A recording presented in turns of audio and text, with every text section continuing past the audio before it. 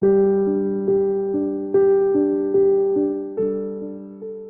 yesterday's gospel, we read about a man who knelt down and asked Jesus how to gain eternal life. And Jesus told the man, "First, you must follow the commandments." And the man was quick to say, "I have been following these commandments." But the second words of Jesus were stunning, and which the young man started to think about when Jesus told him, "You must sell everything, and whatever you get from your sale, give it to the poor," meaning to say, there is nothing left to you. It was difficult for him because he was rich. Notice how the man was trying to justify his actions, and perhaps he was even proud that this is enough. Actually, to follow the commandments is just the minimum demand of following Jesus. So that Jesus would begin by telling, "Follow the commandments."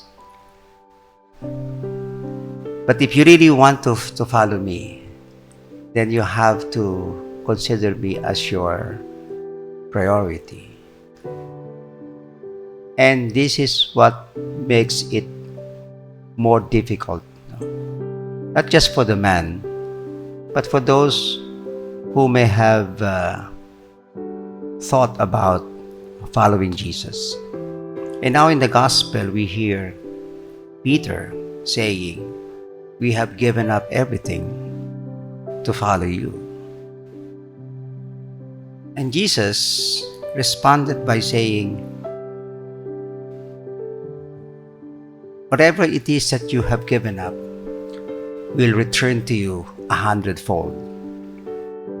Jesus must be saying about a reward, the rewards of discipleship. But let us consider that if Jesus made these statements, he was not also particular about the rewards that you are going to receive for following me.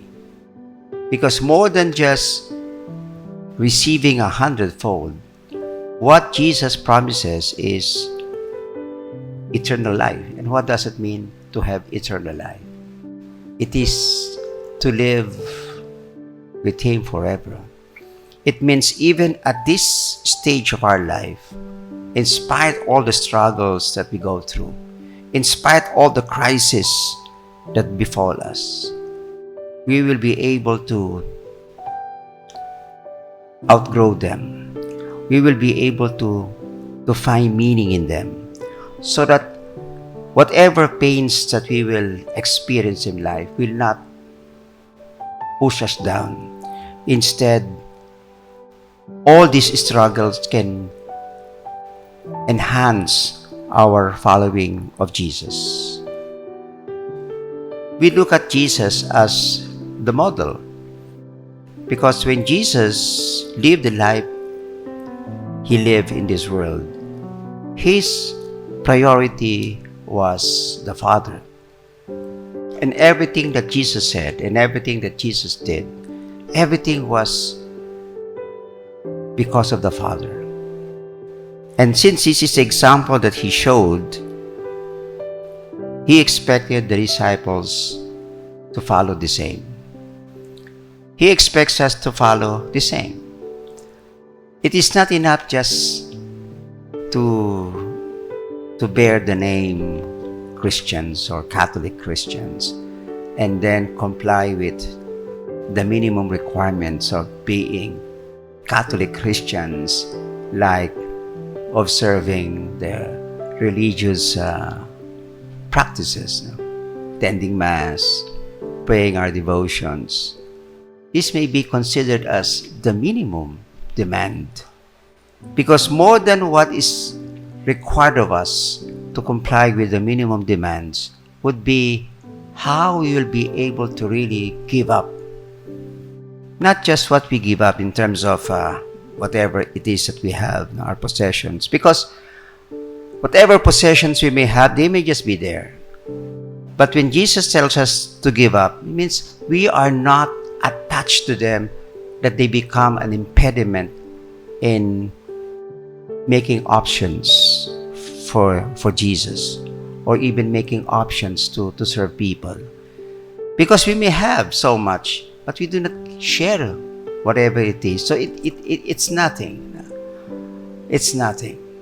Because if our life can be more meaningful, if our life can be more abundant, it's not so much abundance in having the material possessions.